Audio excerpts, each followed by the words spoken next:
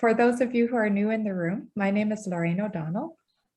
So I'm Lorraine O'Donnell, affiliate faculty at Concordia University and research associate at the Quebec English-Speaking Communities Research Network. I have the great pleasure today of launching a book that I produced with some colleagues. Today, I'm here to present La Charte, la Loi 101 et les Québécois d'expression anglaise, the Charter, Bill 101 in English-Speaking Quebec. So I'll spend about 8 to 10 minutes presenting the book, and then we'll have a couple of minutes for questions about the book. There's the cover with a design by Paul Bordelot. The book's origins are a 2017 conference called Bill 101 at 40, which marked the 40th anniversary of the adoption of the Charter of the French Language, or Bill 101, in 1977. It has 22 chapters, including intro and conclusion, 30 authors, 6 sections, and it's edited by Patrick Donovan, Brian Lewis, and myself. Presse de l'Université Laval published it, and I'm happy to see Anne Robineau ici. Anne was, along with Eric Fall, who I think is in the room, responsible for the special series that kindly agreed to publish our book. Merci, Anne et Eric. Section 1 of our book is on demography and community vitality. And it has chapters by Jean-François Lepage about population figures going right into the future up to, I believe it's 2036.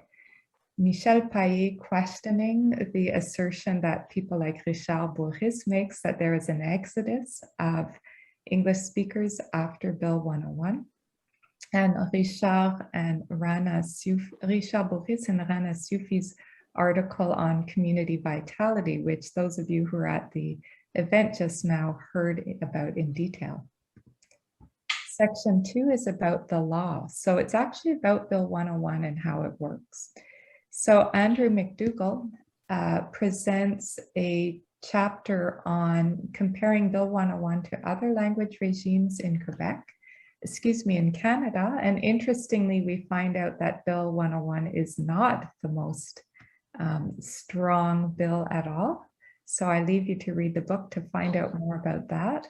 Guillaume Rousseau, I believe he's here today, and Eric Poirier compare Bill 101 and the language regime in Quebec to that of France. Michael Bergman, a lawyer, looks at the inner workings of Bill 101 with a focus on collective and individual rights. Section 3 of the book has 2 chapters. One is by James Archibald, and it looks at the requirement for members of Quebec's professional orders not only to be exemplary in their work, be it as lawyers or notaries or other professional activities, but also to have exemplary French and how this is related to Bill 101. François Vaillancourt has a broad-based study looking at the economic impact of Bill 101 on different worker groups, including those of different language groups. So it's an interesting in-depth look at how Bill 101 changed the landscape of the Quebec worker economy. Section 4 is on politics. Patrick André Mather presents an interesting chapter comparing what's going on with English and French in Quebec to what's going on with Spanish and English in Puerto Rico. Yasmin Jiwani, Shanice Bernicki, Yael Dutram-Rivet, Aurelia Talvella, and Maya Youngs-Zaleski carry out a very detailed intersectional analysis of the actual words, the language in Bill 101, to make a very strong argument about who is included and who is excluded by the language of the law itself. And Pierre-Olivier Bonin talks about how 101 has been covered over the decades by media.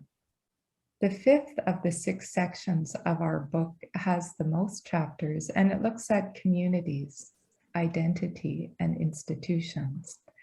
Diane Guérin-Lajoie, who's in our group today, looks at the huge impact of Bill 101 on the English language educational system in Quebec.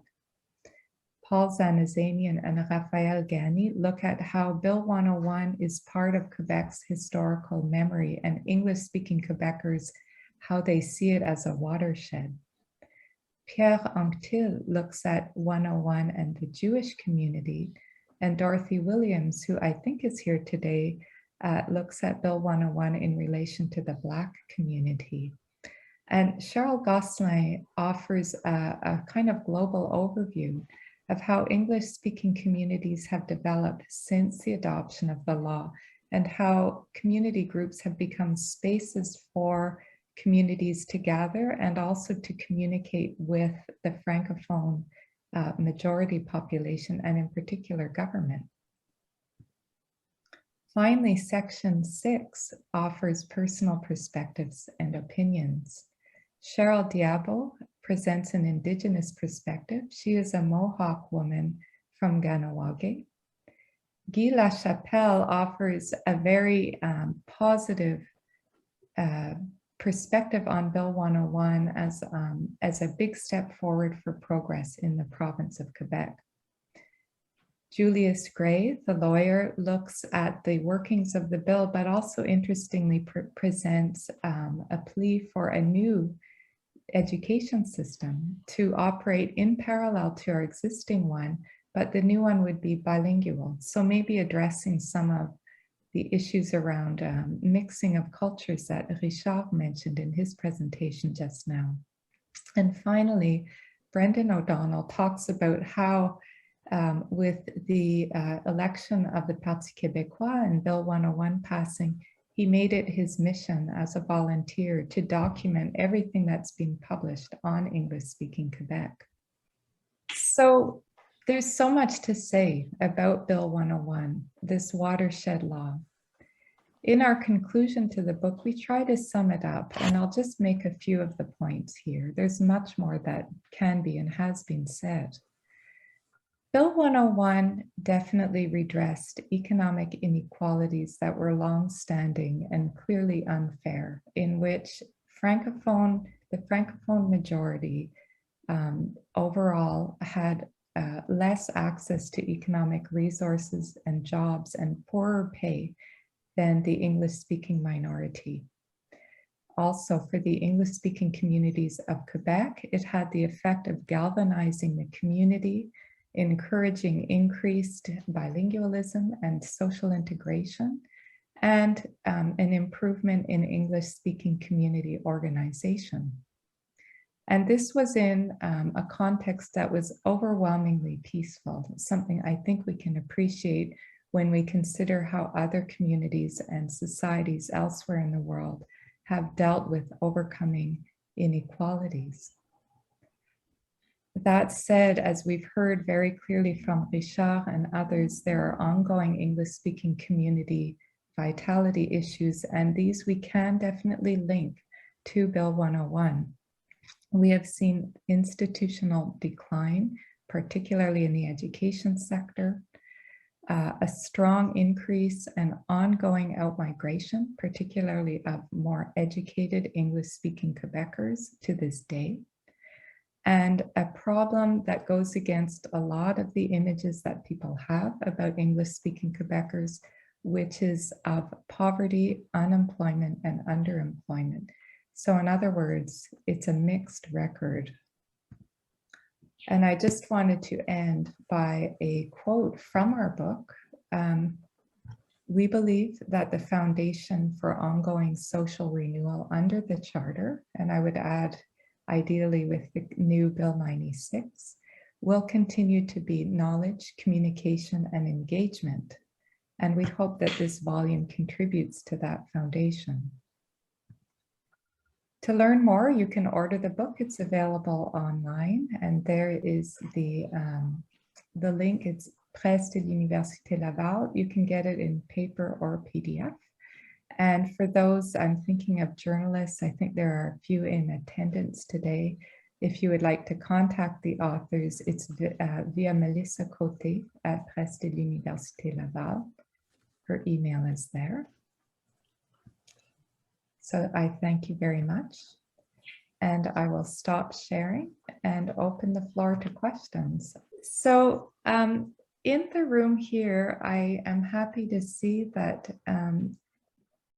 we have several of the authors. In the few minutes we have, I wonder if I can take one or two questions. The purpose of launching the book, we had hoped to have a live in-person proper launch. Deanne's shaking her head, with food and drinks and chat and, you know, conviviality that we all miss so terribly much. Unfortunately, due to ongoing COVID sanitary conditions, our original plan to do that in November have had to be canceled. And so given the context of Bill 96 and the hearings that are about to start next week, we thought it best to at least get the word out about our book at this crucial moment. So I now consider the book officially launched. It is launched, and I wonder if we can take one or two questions from the floor. Doug Brown. Yes, I just wonder whether you have any sense of anything that might have been omitted in the long labor that would have gone into this. Are there any omissions that might have been included? You know, Doug, thank you for that question. I should have mentioned when we did you know, working in the intellectual milieu is a constant growth experience where people give comments, criticisms, and we try to improve as we go along.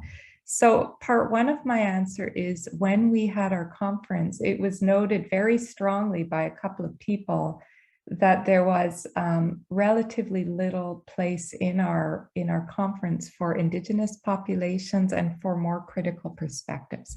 So we actually reached out and added a couple of chapters to our book to represent those points of view. In retrospect, when I think of what the book doesn't include, I would have loved to see a lot of images, and I think a photo essay would have been called for. But we didn't do that. And why photos? Because they capture so much of the nuance of the high energy of the time and what was going on at the time of the adoption of Bill 101. I don't know, Richard or Diane, if you have anything to add. Maybe just to say that that book is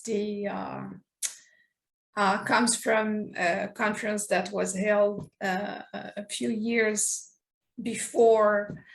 So there is always that discrepancy between when something happened and when it is reported because of delay in publications and stuff like that. So I'm pretty sure that if we would go back to 2017 with what is going on right now, maybe there would be more actual questioning that people live through, and so it's always, writing is always a challenge in itself. So, but I want to congratulate the book editors.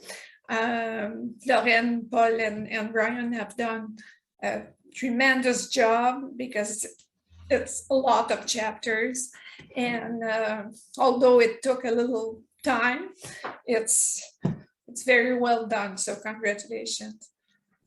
Thank you, Diane. Michelle Thibault asked, what did you learn that surprised you? I can say something, Michelle. I was surprised to learn that Bill 101 is not the strongest language regime in Canada. It's in Nunavut, and it's for Indigenous languages in Northwestern Canada. And Bill 101 apparently pales in comparison. So we have a lot to learn about how we represent and understand this law. Richard or Diane might have something to add. Of course, we also have examples of language laws all over the world, which are indeed, some are more restrictive than Bill 101 and some are less restrictive. Bill 101 was, at that point, was product of a lot of research. Well, the Gendron Commission, there were so many commissions that were conducted to come to the Bill 101 framework. And it was a very balanced approach considering the challenges in the Quebec setting and what was known in other European setting mostly. So I think a lot of people were looking at Europe and what was happening to language minorities in Europe, such as in France and in Spain. For example, the Catalan situation vis-a-vis the Spanish Castilian situation. And in France, which is also a very hard regime in favor of French, which has succeeded in pretty well undermining most of their regional languages, such as the Basque, the Breton, the Corsican, the Occitan. So these strong language laws in France in favor of French have inspired also some of their measures within Bill 101 over the decades. So language laws are constructed by looking at other language laws, especially by those who are building up the laws. So there's a lot of knowledge in language policy and language planning to help those who craft language laws to create either one version or another type of pluralism or less pluralism in terms of language. I don't think there are other questions, and we promise to keep this launch very short, holding out for a much livelier live event when we can. So I would like to thank Richard and Diane for being here, and to thank those of you who were able to attend this brief little exciting event.